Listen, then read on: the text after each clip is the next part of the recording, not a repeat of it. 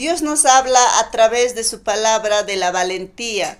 Cuando podemos ver a estos tres jóvenes valientes, Sadrach, Mesach y Abednego, estos jóvenes valientes ante las circunstancias que se le ha presentado en la vida, hasta el final resistieron porque ellos sabían a quién le servían, ellos sabían quién era Dios.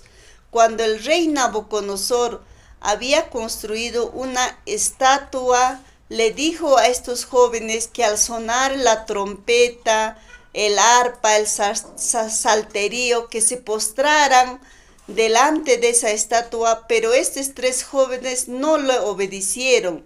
Entonces aquel varón Nabucodonosor se airó mucho y dijo a los calderos que quemaran aquel horno 7 veces más de lo normal. Entonces a estos